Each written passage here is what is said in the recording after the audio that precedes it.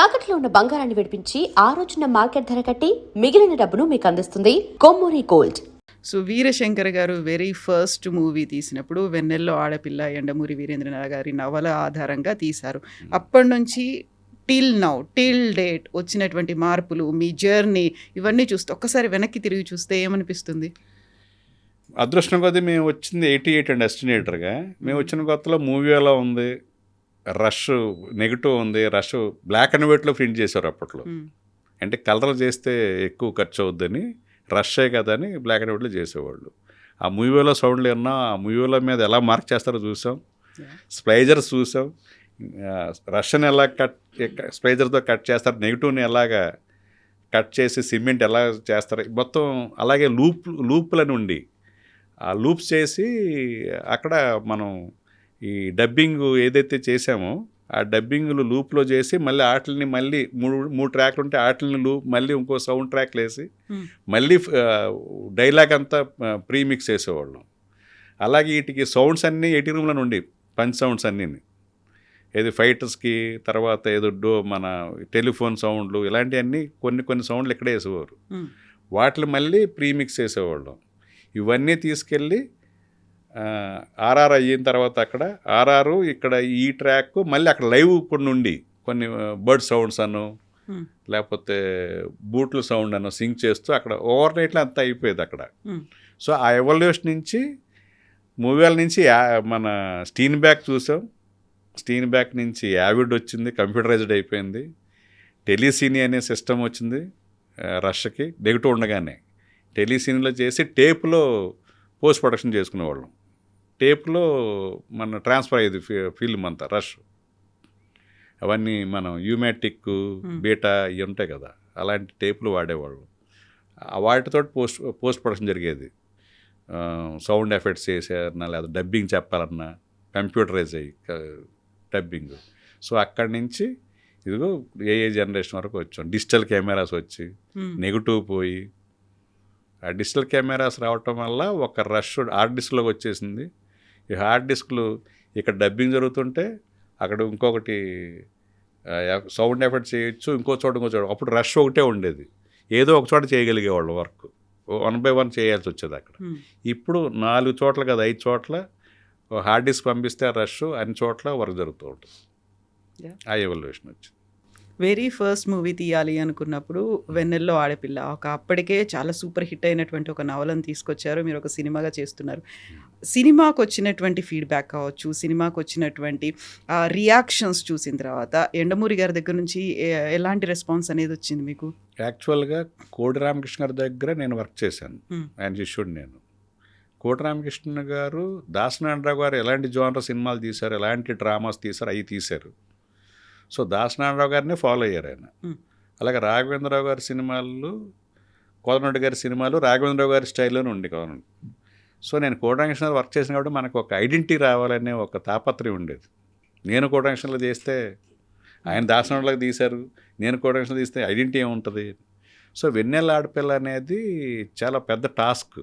అమ్మాయి కనిపించదు, ఎలా చేయాలి సినిమా అని యండమూరి గారు రాసిన నవల్లో అది మాత్రం సినిమాగా రాలే అప్పుడు దాకా. సో నేను ఛాలెంజ్ తీసుకున్నాను, ఇది చెయ్యాలి మనం అని. అది రామారావు గారికి నేరేషన్ ఇచ్చాను. రామారావు గారు నాకు పరిచయం లేదు, శ్రీకాంత్ వచ్చి నాకు చైల్డ్హుడ్ ఫ్రెండ్, క్లాస్మేట్స్ మీ ఇద్దరం. సో వాడేంటంటే నాతోటే ఫస్ట్ సినిమా చేయాలి నువ్వు అని ఉండేది. సో తనే కేఎస్ రామారావు గారికి పరిచయం చేయటం, నేను నేరేట్ చేయటం, సార్ మీకు బాగుంటేనే, మీకు నచ్చితేనే చేయండి, లేకపోతే వేరే వాళ్ళతో చేస్తా అని శ్రీకాంత్ చెప్తే ఆయన నాకు ఇలా చేయొచ్చని వెన్నెల ఆడపిల్ల అని తెలుసుంటే ఎప్పుడో చేసి ఉండేవాడిని అని అంత కితాబు ఇచ్చాడు ఆయన. సో అలా అది ఆ సినిమా చేసాం. ఆ సినిమా చేసిన తర్వాత యండమూరి గారు ఇన్వాల్వ్మెంట్ ఏం లేదు అప్పుడు డిస్కషన్లో, ఆయన లేదు. ఎందుకంటే ఆయన వెన్నెల ఆడపిల్ల నవల్ని ఆయన డీడీలో సీరియల్గా చేశాడు, ఆయన ఉన్నది యాస్టీజ్. నేను ప్రతిదీ వేరేగా సినిమాటిక్ అడాప్షన్ చేశాను. సీన్స్ అన్నీ మారిపోతూ ఉండి థ్రెడ్ మాత్రం అలాగే ఉండేది, మార్చాను.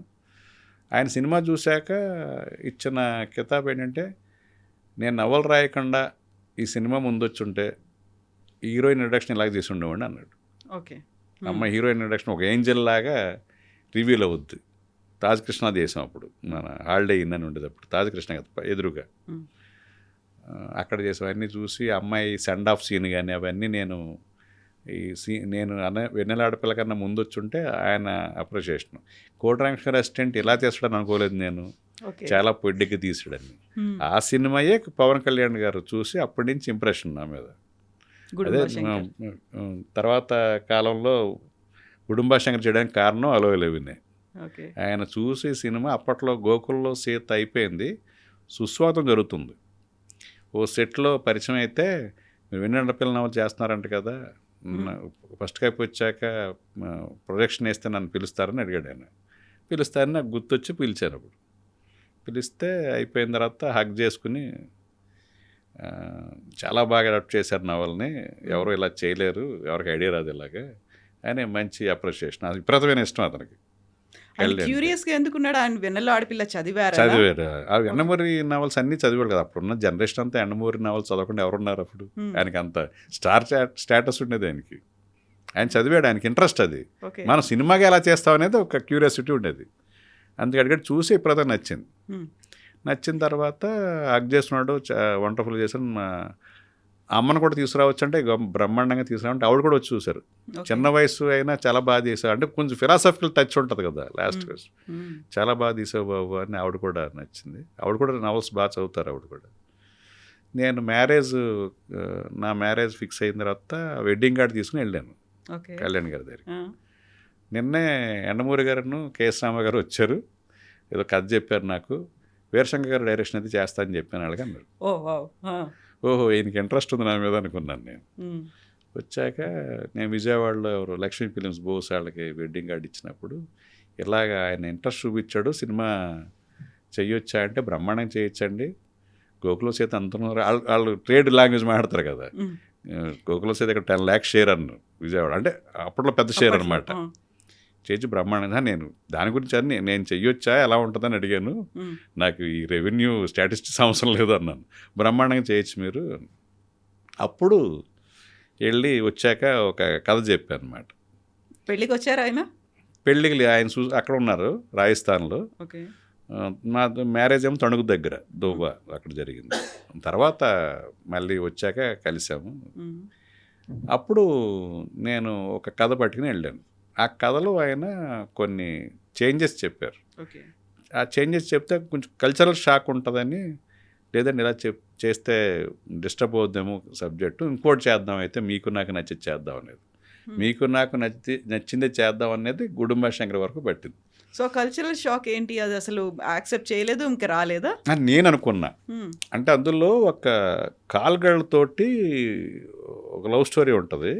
ఆ కాల్గళ్ళని హైర్ చేసి తీసుకొచ్చేది ఏంటంటే వాళ్ళ మరదల మీద రివెంజ్ కోసం. ఆ మరదలు వద్దు, స్ట్రైట్ అవే ప్రెట్టి ఉమెన్ ఉంది కదా, అలా కాల్గళ్ళతోటి లవ్ స్టోరీ చేసేద్దాం అండి. సార్ మన తెలుగు ఆడియన్స్కి అది కల్చరల్ షాక్గా ఉంటుంది, ఏదో ఒక రీజన్ ఉండాలి అమ్మాయితోటి అని నేను. లేదు మీరు ఇన్సెక్యూరిటీగా ఫీల్ అవుతున్నారు, అది వెరైటీ అవుద్దని ఆయన ఫీలింగ్. నేను తర్వాత 2 రోజులు ఆగి చెప్తానండి అన్ని, లేదండి డిస్టర్బ్ అవుద్ది, కొంచెం కల్చర్ షాక్గా ఉంటుంది, వేరే చేద్దాం ఇద్దరికి నచ్చిందని. ఇంకా తర్వాత తను కూడా అలా సినిమాలు హిట్ అవుతూ అలాగా మళ్ళీ ఖుషి తర్వాత పిలుపు వచ్చింది నాకు సినిమా. అప్పుడు నేను చెప్పింది నిజాం ఆర్మడ్ స్ట్రగుల్ మీద సాయుధం అని ఆ కథ చెప్పాలని వెళ్ళాను నేను.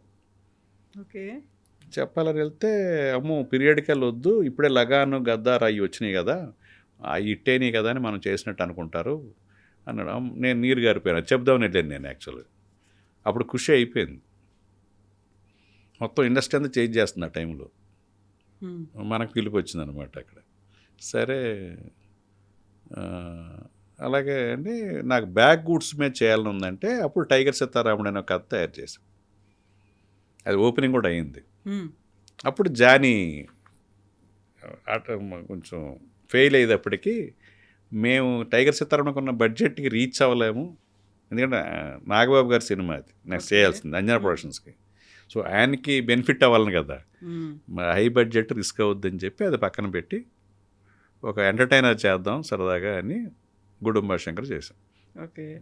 సో ఇప్పుడు సాయుధం టైగర్ సీతారాముడు టైగర్ రెండు పవన్ కళ్యాణ్ గారి కోసం మీరు రెడీ చేసి పెట్టుకున్నారు. చేసింది. స్టిల్ ఇప్పటికీ ఉందా మీకు మైండ్ లో అవి ఆ రెండు ఉంది. చేయాలి అనేది? సాయుధంకి దగ్గరగా ఉండేది ఇప్పుడు నేను చేస్తున్నాను. Okay, then what about tiger Sitaramudu? అది పూజ అయింది. టైగర్ సీతారాముడు తర్వాత గోపికృష్ణ మూవీస్లో ప్రభాస్ కోసం అని చెప్పాను అప్పుడు అక్కడ ఇంచుమించు. బట్ అప్పుడే బాహుబలి స్టార్ట్ అవుతుంది. ఓకే, సో బాహుబలి అవ్వాలి, ఇవన్నీ బాగానే ఉంది లైను. ఈ తర్వాత మళ్ళీ కలుద్దాం అన్నారు. తర్వాత బాహుబలి సిరీస్లో ఆయన బిజీ అయిపోయాడు కదా, అలాగే మళ్ళీ ఎవరు తర్వాత కేఎస్ రామారావు గారు అడిగారు ఒకసారి గుడుంబా శంకర్ చేసేటప్పుడు. అప్పుడు మరి ఆయన అడిగారు, నేను కలవటం జరిగింది, చేద్దామన్నట్టు. బట్ ఆయన తర్వాత బాహుబలితో ఎంగేజ్ అయిపోవటం మళ్ళీ కుదరలేదు. సో మళ్ళీ ఎప్పుడైనా పవన్ కళ్యాణ్ గారిని కలిసారా? అప్పుడు స్టార్ట్ చేసిన చాలాసార్లు. ప్రాజెక్ట్ ఆగిపోయింది కానీ మళ్ళీ స్టార్ట్ చేయొచ్చా అనేది రీలాంచ్? చాలాసార్లు కలిసాం. అంటే ఇంకా సినిమా గురించి మాట్లాడటం కదా, మామూలు రెగ్యులర్గా ఎప్పుడన్నా వీళ్ళు పడితే. ఈ మధ్య పొలిటికల్గా వెళ్ళాక తక్కువైంది కానీ అంత క్రితం అంతా కలిసేవాళ్ళు బాగానే. అది స్టార్ట్ చేసిన మూవీ అక్కడ ఆగిపోయింది, దాన్ని మళ్ళీ రివైవ్ చేయాలి అనేది నాగబాబు గారిని కానీ అదేం లేదు, మళ్ళీ దాని గురించి డిస్కషన్. అసలు ఆలోచన లేదా? ఓపెనింగ్ అయింది, జస్ట్ ఓపెనింగ్ చేసాం. బడ్జెట్ కన్సిస్టెన్సీ వల్ల ఆపాల్సి వచ్చింది. అది యుఎస్లో చేయాలి సెకండ్ హాఫ్ అంతా. ఫస్ట్ హాఫ్ అంతా అడ్వెంచరస్ ఉంటుంది ఫారెస్ట్లో. బాగా అప్పట్లోనే మేము బడ్జెట్ వేసి 22 crores అవుద్దని అప్పట్లో 2004లో. సో జానీ తర్వాత అంత బడ్జెట్ రీచ్ అవ్వలేము, ఇది నాగబాబు అన్నయ్యకి బెనిఫిట్ అవ్వాలని చేస్తున్న సినిమా కదా, ఆ పర్పస్ సర్వైవ్ అవ్వదని అప్పుడు అది పక్కన పెట్టాం. And for more videos, Please subscribe to iDream. Please subscribe to iDream. Please subscribe iDream. And please subscribe to iDream. For more videos, subscribe to iDream. please like, share and subscribe to the channel. Congratulations, iDream. Subscribe to iDream. Subscribe to iDream. So subscribe to iDream Media. iDream team అందరికి huge congratulations. Please subscribe iDream Media. Please subscribe to iDream. Subscribe iDream. Please subscribe to iDream. iDream అంటే నా కళల ఛానల్ను subscribe చేసుకున్న నోరు తిరుగుతలేదు, మీరైతే గంట గుర్తు కొట్టండి. For more such videos, please subscribe to iDream. Subscribe to iDream. Please subscribe to iDream. Please subscribe iDream Media. Please do subscribe to iDream. Please subscribe to iDream Media. For best entertainment and information, please subscribe iDream. And don't forget to subscribe to iDream.